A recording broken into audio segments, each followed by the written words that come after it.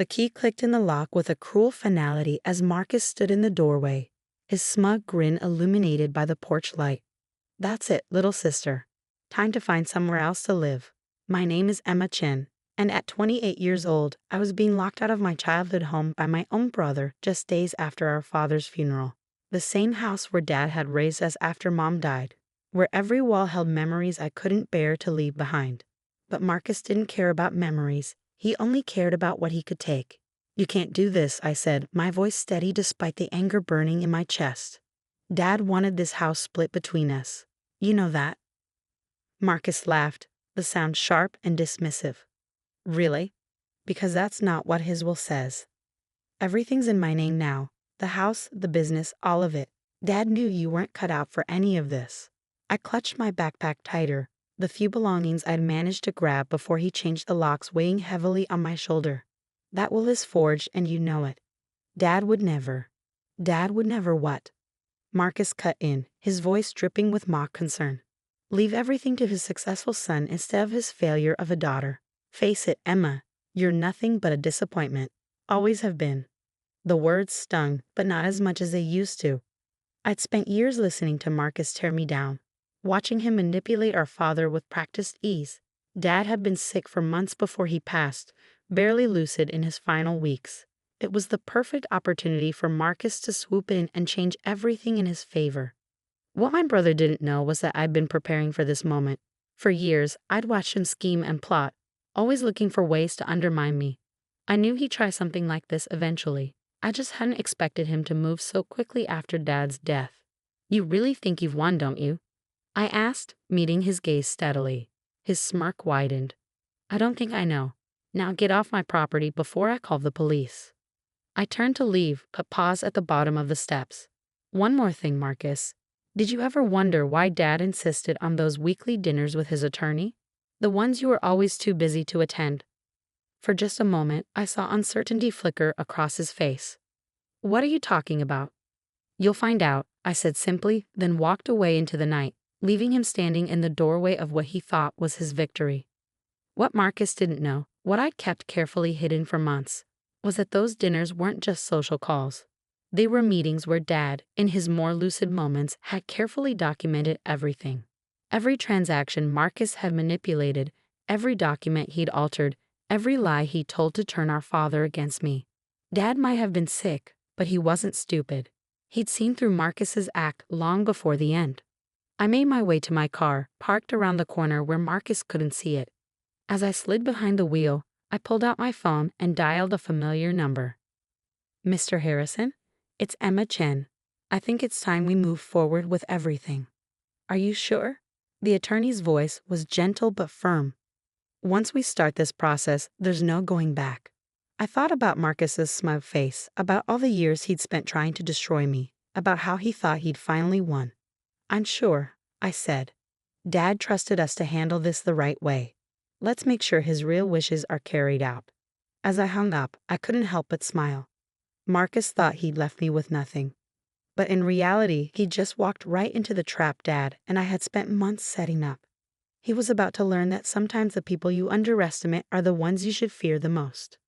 The next morning, I woke up in my apartment, the one Marcus didn't know about, paid for with money I'd been quietly saving for years. I'd learned early on not to keep all my eggs in one basket, especially with a brother like Marcus around. My phone was already buzzing with messages from him, each one more demanding than the last. "What did you mean about Dad's dinners?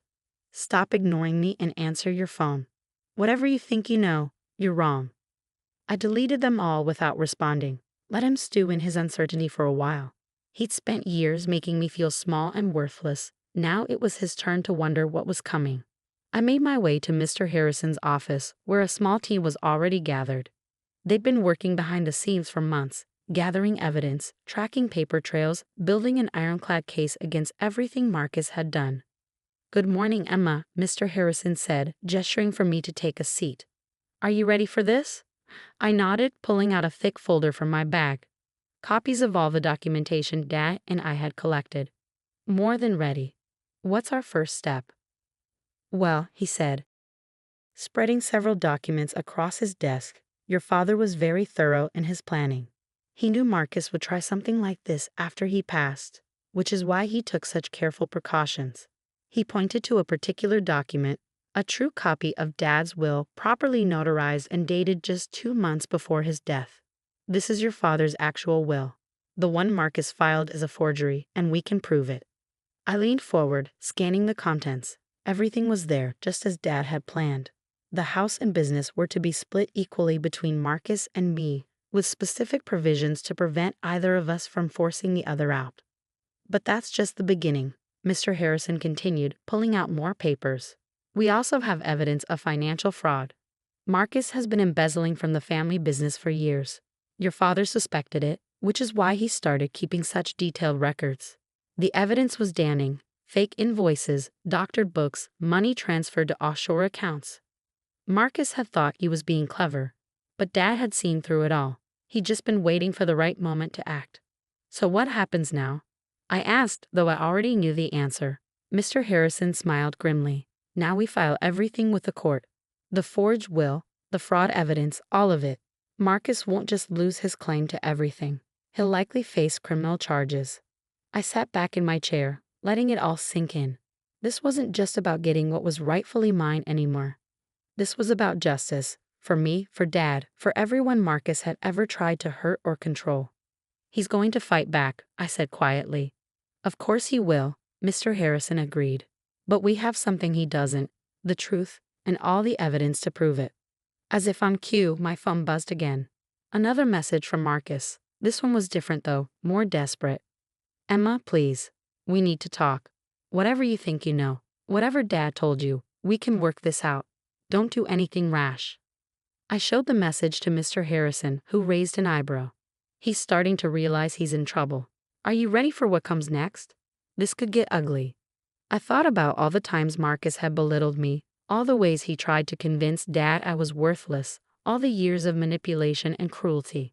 I'm ready, I said firmly. Let's show my brother exactly what his worthless little sister is capable of.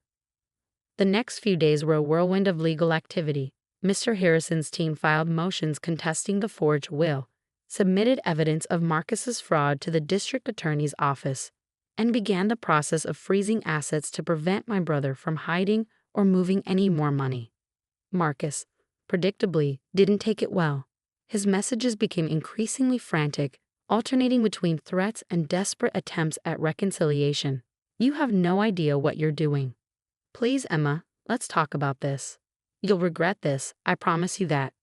We're family. Doesn't that mean anything to you? I saved every message but didn't respond. Family had meant something to me once, but Marcus had destroyed that long ago. Now all that mattered was making things right. The first real confrontation came 3 days after I'd left the house. I was leaving Mr. Harrison's office when I saw Marcus waiting by my car, his normally perfectly pressed suit wrinkled, his face twisted with anger. So this is your game, he spat as I approached. You're trying to destroy everything I've built? I almost laughed at that. Everything you've built? You mean everything you've stolen? Everything you've lied about and manipulated to get your way? I did what I had to do, he shouted, taking a step toward me. Dad was weak, sentimental.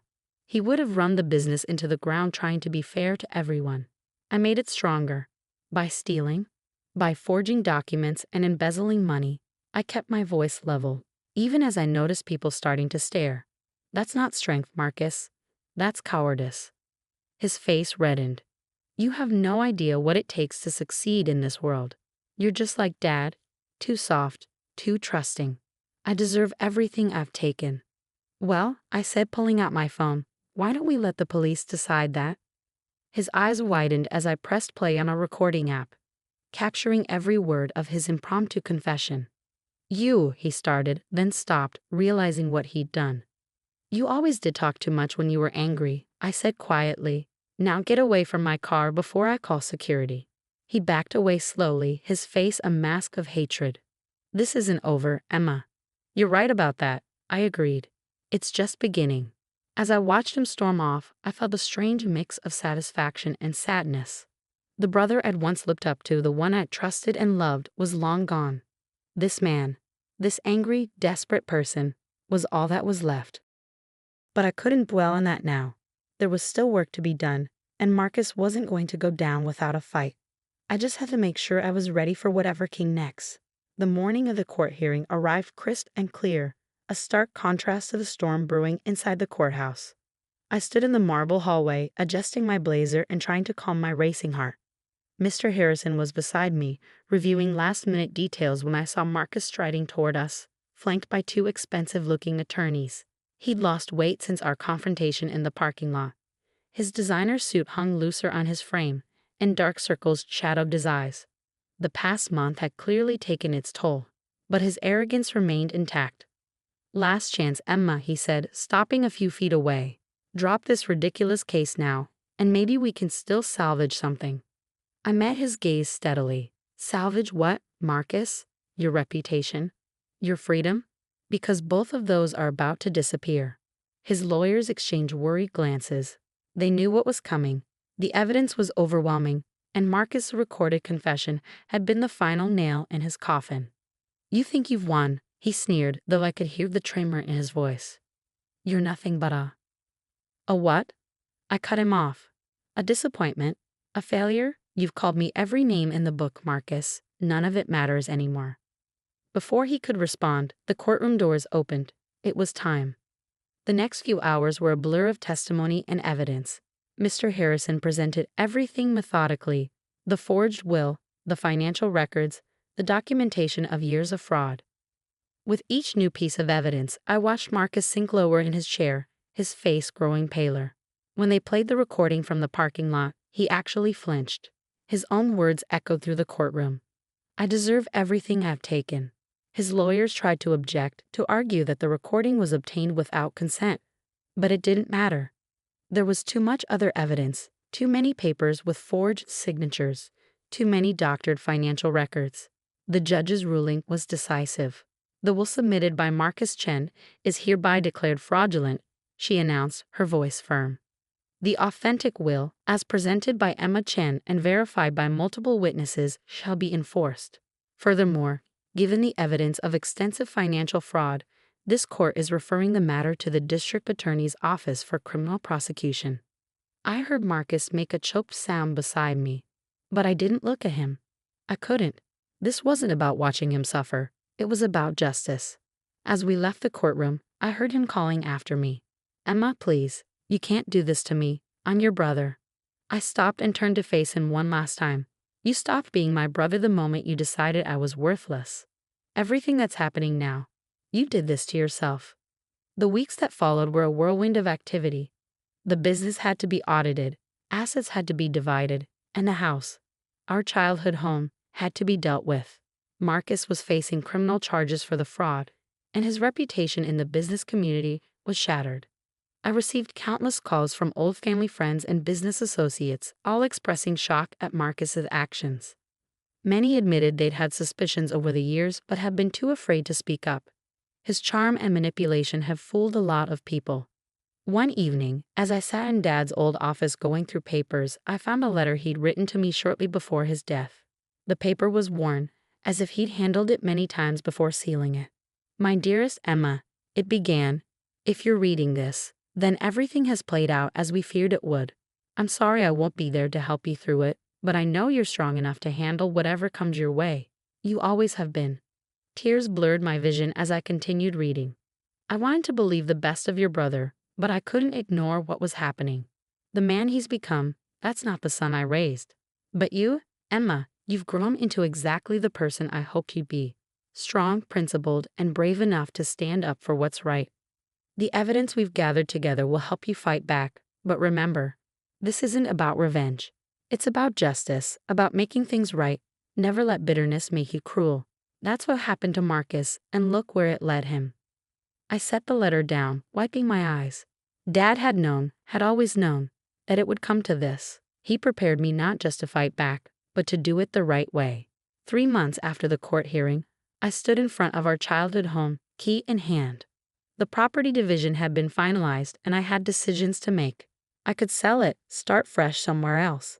But something held me back. This house held more than just memories of Marcus's betrayal.